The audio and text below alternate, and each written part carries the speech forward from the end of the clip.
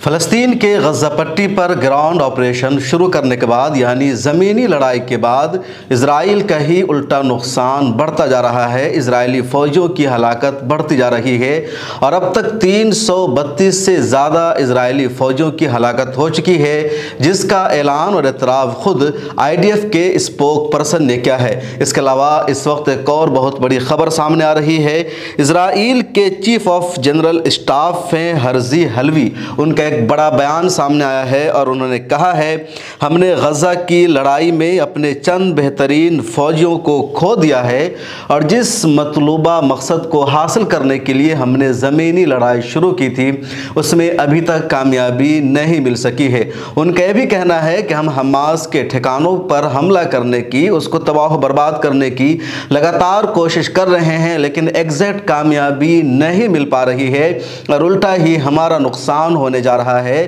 ہم نے جب زمینی لڑائی شروع کی تھی تو ہمیں اندازہ نہیں تھا کہ حماس کی طرف سے اس طرح کا رد عمل سامنے آئے گا، ان کی طرف سے اس طرح بدلہ لیا جائے گا، لیکن لگاتار حماس کی طرف سے ایسے ہتھیار کا استعمال کیا جا رہا ہے جس کے موجود ہونے کی ان کے پاس توقع نہیں تھی، اور ہمارے ٹینک تباہ ہو رہے ہیں، ہماری فوجی بختربند گاڑیاں تباہ ہو رہی ہے اور ہمارے اہم ترین فوجی اس میں ہلاک ہو رہے ہیں۔ یہ بڑا بیان ہے اسرائیل کے چیف آف جنرل اسٹاف ہرزی حلوی کا، اور اسرائیل کے 20 سے زیادہ فوجیوں کی ہلاکت صرف پچھلے 2-3 دنوں میں ہوئی ہے جب اسرائیل نے غزہ پٹی پر زمینی آپریشن شروع کیا ہے۔ رد عمل میں اسرائیل کی طرف سے غزہ پٹی پر جو بمباری کی جا رہی ہے اس میں عام شہریوں کی ہلاکت ہو رہی ہے، بچوں کی موت ہو رہی ہے، مہیلاؤں کی موت ہو رہی ہے، اور جو رہنے والی بلڈنگ ہے، جو رہائشی عمارت ہے، وہ تباہ و برباد ہو رہے ہیں۔ اسرائیل کا جو اصل دشمن حماس ہے، جس سے لڑائی ہو رہی ہے، جو فلسطین کی آزادی کے لیے جد و جہد کر رہی ہے حماس،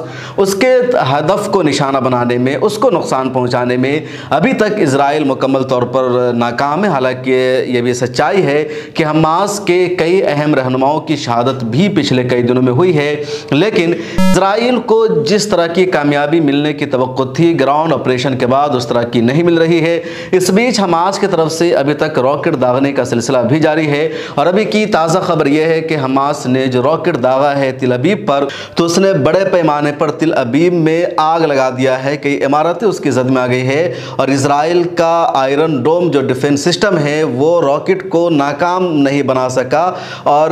حماس کا جو راکٹ تھا وہ نشانے پر لگا۔ اس سے پہلے بھی کئی مرتبہ اسی طرح ہو چکا ہے۔ دوسری طرف بدلے میں اسرائیل ممنوعہ بموں کا استعمال کر رہا ہے، ممنوعہ ہتھیاروں کا استعمال کر رہا ہے اور جینوسائیڈ کا ارتکاب کر رہا ہے۔ اقوام متحدہ کے ایکسپرٹ کا تجزیہ بھی سامنے آ گیا ہے کہ فلسطینیوں کا قتل عام شروع ہو گیا ہے، اور اگر ابھی اس جنگ کو نہیں روکا گیا تو آنے والے دنوں میں مزید تباہی بڑھ جائے گی۔ اس بیچ القسام بریگیڈ کے اسپوک پرسن ابو عبیدہ کا بھی ایک بڑا بیان سامنے آیا ہے۔ انہوں نے کہا ہے کہ ما فوق الفطرت فوج کا جھوٹ ختم ہو گیا ہے، انشاءاللہ ہم اس کو تباہ و برباد کر دیں گے۔ صہیونیوں کی شکست کا دور شروع ہو چکا ہے اور جلد ہی فلسطین ایک آزاد ریاست کا درجہ حاصل کرے گی۔ حماس کی طرف سے ایسی کئی ساری ویڈیوز اور فوٹیج بھی جاری کی گئی ہے جس میں دیکھا جا رہا ہے کہ حماس کی آرمی، اس کے لڑاکے اسرائیلی آرمی کو نشانہ بنا رہے ہیں، اس کے ٹینکوں کو تباہ کر رہے ہیں، اس کے ہتھیاروں کو ختم کر رہے ہیں۔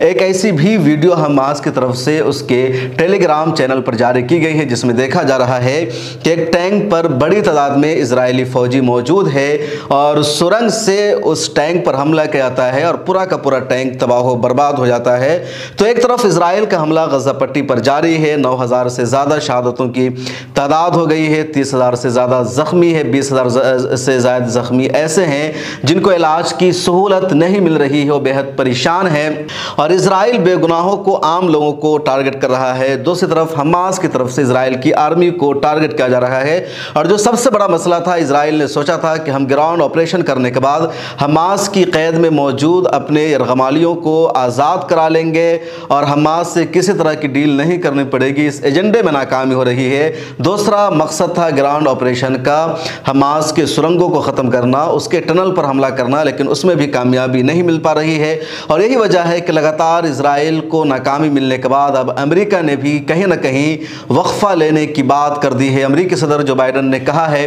کہ ہم چاہتے ہیں کہ جب تک حماس کے پاس جو اسرائیلی یرغمالی ہے، جو قیدی ہے، ان کو آزاد نہیں کرا لیا جاتا ہے، ہمیں جنگ کو روک دینا چاہیے، کچھ دیر کے لیے وقفہ لینا چاہیے تاکہ اپنے قیدیوں کو بچایا جا سکے۔ اور اسی مقصد کے لیے امریکی اہلکاروں کا، امریکی افسروں کا ایک ڈیلیگیشن اسرائیل پہنچ چکا ہے۔ اسرائیل کے وزیر اعظم بنجامن نتنیاہو سے ان کی بات چیت چل رہی ہے کہ کچھ دیر کے لیے جنگ بندی کی جائے، کچھ دیر کے لیے غزہ پٹی پر حملہ روک دیا جائے تاکہ جو پھنسے ہوئے ہیں، جن کو حماس نے قیدی بنا رکھا ہے، ان کو آزاد کرایا جائے اور حماس سے اس کے لیے بات چیت کی جائے، کیونکہ حماس نے پچھلے دنوں کہا تھا کہ 50 یرغمالیوں کی اسرائیل کے حملے میں موت ہو چکی ہے۔ اس کے بعد جبالیہ کیمپ پر ہوئے حملے کے بعد بھی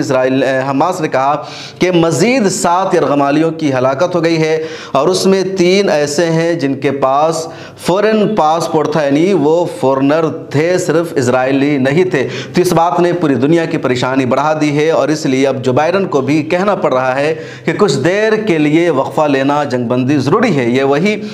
جو بائیڈن ہے، یہ وہی امریکی صدر ہے جو تمام امریکی شہریوں سے چندہ لے رہے ہیں اسرائیل کو ہتھیار دینے کے لیے، اسرائیل کی اس جنگ میں مدد کرنے کے لیے، اسرائیل کے قتل عام کو سپورٹ کرنے کے لیے۔